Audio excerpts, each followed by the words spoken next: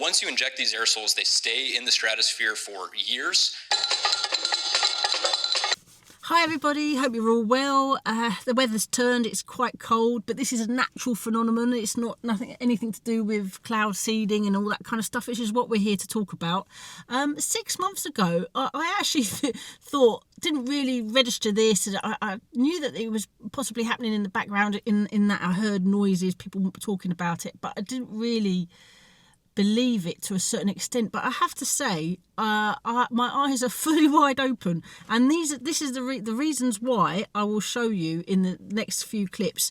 I'm going to show you clips of other people's research, what they've done, and I will put a link to each clip so that you can go and watch the full video, and I'll credit them, you know, 100%. The first clip you're going to watch is John Craven in 1978, talking exactly what a lot of us have been saying for a long time. And for everyone who says, oh, it's just vapour from the jet fuel, it's nothing, they have putting it in the darn flipping planes of normal travel. Maybe not every single plane, maybe only a few, maybe it depends on, you know, whatever. I've got clips of CEOs saying of a rain seeding company saying, and this is in America, saying that the chemicals or the tiny particles stay in the atmosphere for years. And I've got a clip of Kennedy Jr. You know, I mean, he sounds like he's on his last legs. I hope he stays alive long enough to sort this out, because he was asked on a live program about it, and he actually came out and said, yes, it is happening as far as he's aware, and it appears to be something, you know, he's going to do his best to try and stop it, etc., etc. And it's also being spoken on the news in the US. And if it's being spoken on the mainstream news in the US, the UK news, how long can they ignore it for and deliberately keep quiet about it? Because it is happening and it is flipping real. It's not a conspiracy theory. It's absolute. It's been happening for years as well. So the next clip is John Craven, 1978, talking about exactly the cloud seeding. I mean, it's shocking. So just watch that now. It's going to be a clip, so there will be a link in the description to the full caboodle. So watch a little bit of it now. A massive new experiment to make it rain.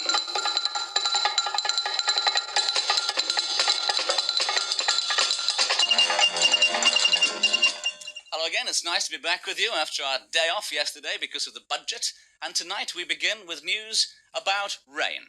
The biggest experiment ever to make it rain when we want it to is now, soon to begin rather, in central Spain. It's just one part of a huge plan by the United Nations to study the weather on Earth more accurately than ever before. And for the next 5 years, they've chosen 10,000 square kilometres in Spain as the stage for their new project. It's the ideal country, they say, partly because it doesn't usually rain there a great deal, and partly because scientists have already been recording weather changes there for some time. Now, experts from almost every country in the world will get together to try and make it rain. Although this has been tried before, it's never been done on such a grand scale. What will happen is that planes will be flown up through the clouds, and millions of tiny chemical crystals will be dropped into them. This should make the water droplets in the clouds heavier, and that extra weight should force the clouds to turn into rain. The United Nations say that if this experiment works, it'll be possible to make it rain on demand in other countries as well, especially in the desperately poor desert lands of Africa and Asia. So we watched a little clip there where they were going to be doing it in a large area of Spain. I mean, this is 1978. Yeah, see how well that went. Spain has had in more recent years has had a real problem with a lack of rain. So this whole messing around with nature isn't working. Otherwise, we'd be rain on demand. It would be happening right now. Do you know what I mean? We've had colder winters. They last longer. If any of you are saying, "Oh, what are you talking about this for? For Christ's sake, get back in the kitchen."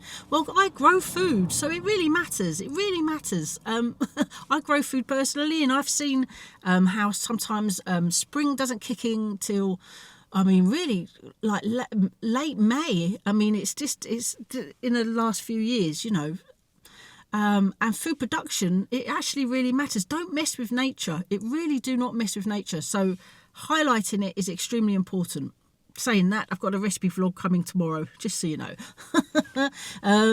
Anyway, let's get back to this. The next clip is going to be a little news report, and I think this is in 2023, but it just highlights how in the US they've been talking about it a little bit longer, and they're sort of talking about it in a positive way because they think it's going to really help. But I'll show a little clip, because it just proves that it's been happening. That's all that's the reasoning of this vlog right now, just to show that it is actually happening and it is real. So there's a clip there just happening right now. Well, next will be a clip of the little news report. I'll just do a clip of it. The link, as I said before, will be in the description to the full clip. So let's watch that now. Particles that act like magnets for water droplets. There are currently 42 cloud seeding projects across the American West, like this one in Utah, where they take planes like this with flares attached. They fly right into the storm and send microscopic particles into the cloud. Particles that act like magnets for water droplets, bonding together until they are heavy enough to fall to the ground as rain or snow. At the University of Colorado, researchers are working on artificial intelligence to deploy cloud seeding drones. And it's not just cloud seeding from the sky. There are hundreds of those things. That shack you see in the foreground is a ground-based cloud seeder. The little flame coming out is sending tiny silver iodide particles up into the sky. When a storm comes through, they go up to 2,000 feet above our head, into the storm, up those mountains, and make more snow than it naturally would. While cloud seeding has been helping get every last drop out of some of the driest years on record, this past winter, Mother Nature came through. The Southern Rockies, which feed the Colorado River, got more than 4 times their average snow. But experts say it's still not enough. As much as cloud seeding is a boost or a help, it's not a solution. The main solution is conservation. So you saw in that clip the attachments onto the plane, a bit like the John Craven ones. I'm sure from memory that was also on there. But they attach it. Now the next clip is what's his full name? Robert Kennedy. I don't remember his first name. Junior. He sounds like he's on his last legs. I really do hope he's, because he sounds like a really. If it's possible to be truthful as a politician, he does sound like he is one. He talks about, so basically a woman in the audience asked him a question. She was very concerned about the stratosphere, etc., and she asked him directly, is it happening? And he didn't panic or deflect. I will put a link in the description to the original. This is on X that I found this, but I'll do a little clip of him saying where he thinks it's happening and that he's going to try and stop it. So we're going to watch that now. It's not happening in my agency. We don't do that. It's done, we think, by DARPA, and a lot of it now is coming out of the jet fuel. Yes, sir. Those materials are put in jet fuel. I'm going to do everything in my power to stop it. We're bringing on somebody who's going to think only about that, find out who's doing it, and holding them accountable. So we would have seen him saying, he mentions, I don't know if it's a company, but a government or agency in America who are doing the jets, the cloud seeding, geoengineering, whatever you want to call it. But he does say that he's going to try and stop it. But you also said they're putting it in the jet fuel, and that's of the normal planes that go up, above and beyond. So, above us. So, that's a very high up politician saying what is actually happening. I mean, it's incredible, to be fair. Okay, the next clip is Gareth Wyn Jones. Is a YouTube channel. He's a farmer in Wales, and he's shown a clip of Chrissy in New Zealand, who's I think she's British originally, but she's been living in New Zealand for 15 years, and she's really seeing the impact of cloud seeding in her area of New Zealand, and the impact it's having on her solar panels, the lack of sun, B, on her growing, because they're sort of self-sufficient little farm. So we're going to see, just to watch a little clip of that, but I'll put a link to his vlog on that in the description. So I really urge you to go watch the whole lot, because he's done a couple of vlogs focusing on Chrissy, and it's very interesting. So really go and check him out. Great channel. But here is the little vlog of her describing the impact of this, that strange flat grey cloud that you could get for days. I mean, I remember January being completely wiped out by this weird flat grey skies. Yeah, not good at all. Not good at all. So let's watch that now. Please have a listen to what Chrissy has to say and pass on your thoughts about this situation. Hi, I'm Chrissy, and I'm going to talk about something that's really bothering me, and this is solar geoengineering and the way that it's affecting my life here in the North Waikato, which is just south of Auckland in New Zealand. I came here with my partner 8 years ago, and we bought a 15-acre lifestyle block, and our goal was to become self-sufficient. We grow our own veggies, we've got a few steers that we use for meat, we have a cow that we milk, and we have hens that provide eggs. This is part of a wider farming community that is regenerative, which is great, and we help provide food for ourselves and our wider community.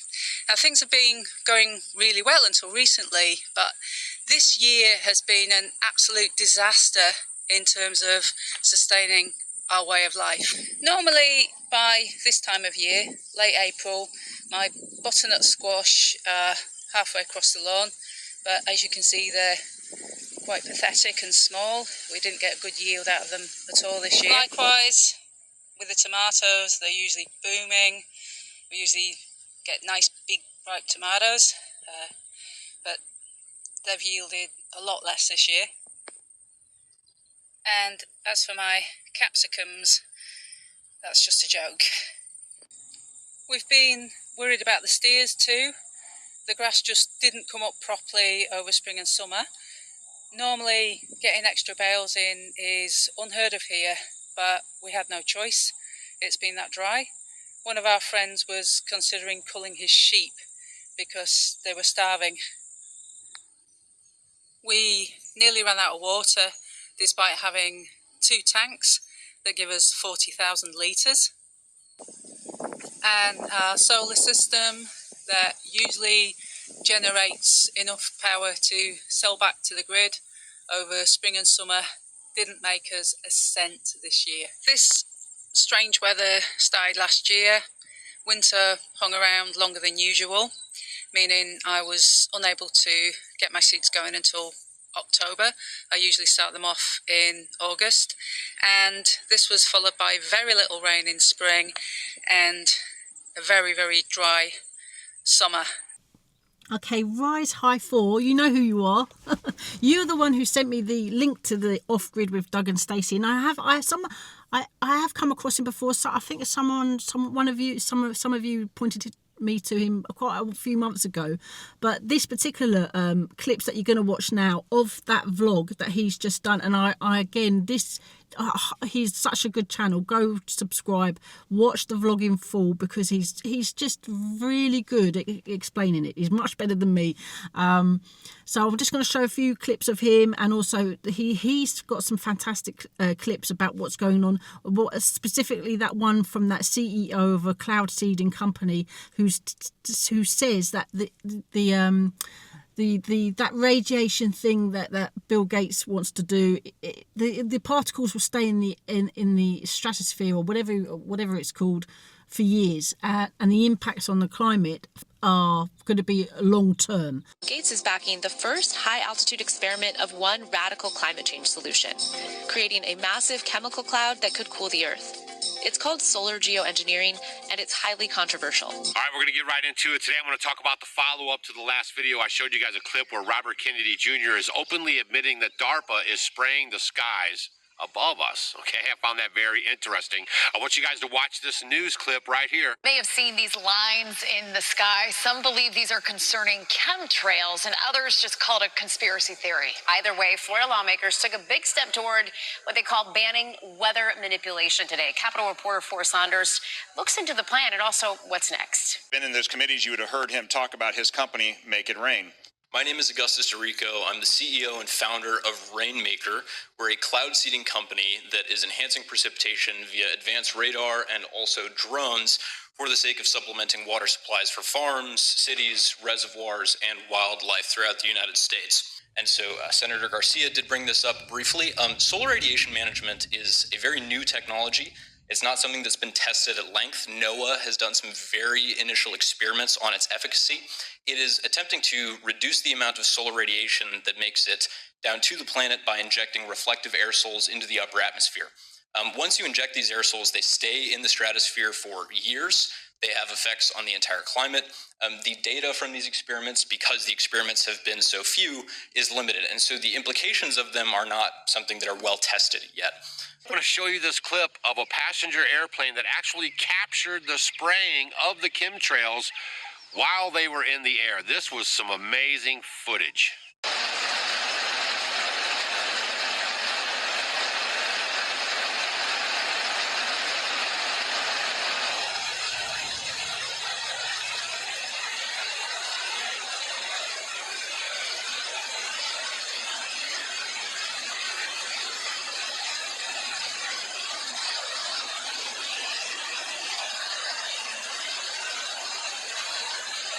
This is why it's such a bad idea. And that the data or the understanding of its impact is extremely minimal. So messing around with Mother Nature is an absolute no-no. And they're doing this in the UK.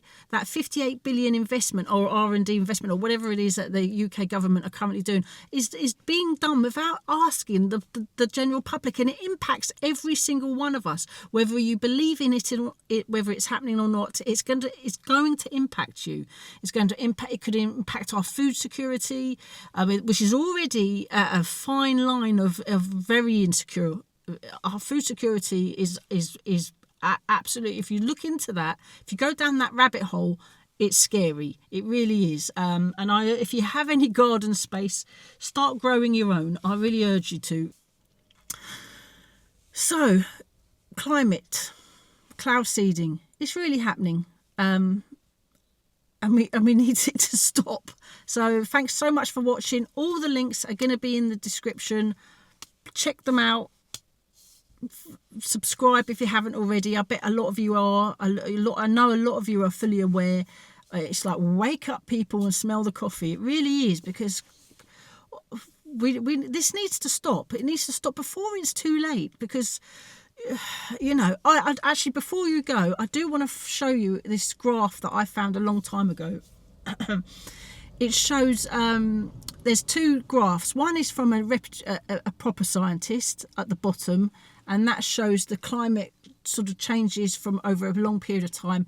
And one is the top one is what they use when they talk about when they try and scare us with the nut zero stuff. And you can see the difference. It's on the screen right now. I'm going to leave it on while I'm talking, because it's just for you to see. Because there are fluctuations in temperature, etc. But it's not something that we're not there. It's just part and parcel of the normal Earth cycle. And of course, humans have a massive impact. I know this, but messing with it further is an extremely bad idea. Right, well, I'm going back home. I need a coffee. I've got to edit my birthday cake vlog that's coming out tomorrow.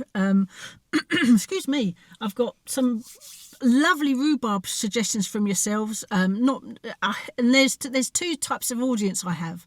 I do have the audience that watch this type of vlog, and you're probably not so interested in the recipes. That's absolutely fine. And I do have people who love the recipes but don't really necessarily interested in these types of vlogs. Look at the thumbnails. If it's showing something that you're not so interested in, don't click on it and then moan in the comments about how you don't want to watch it. You just don't have to click on it. It really is a choice factor. That's the beauty of YouTube. So, you know, if the thumbnail's suggesting to you that you might not be so interested, don't watch it. It's fine. And if you're not interested in the recipes, that's absolutely fine too. But I will be doing both. It's got this kind of, you know, the channel, but the thumbnails are the big clue about the subject of the what the vlog's going to be about. So, you know, it's all cool. You don't have to watch if you're not interested, but I do hope that you are, because at the end of the day, it's going to affect you if you don't believe it. Even if you don't believe it, it will affect you. So, yeah, I'm off I go. Thanks so much for watching, everyone. And don't forget, click on the link, subscribe to those people. Off-Grid with Doug and Stacey is excellent. Gareth Wynne-Jones is absolutely brilliant. Bowler Hat Farmer, 100% go watch him. There's so many great YouTubers out there. If you're not on X, get on X, because X is fantastic. It's kind of like really up there with finding out stuff really quickly if you're interested in that kind of thing. It's brilliant. X is, you just see so much. I wish they called it Twitter though. I don't like it. It's called X, but hey. Take care, everybody. See you on the next one. Bye.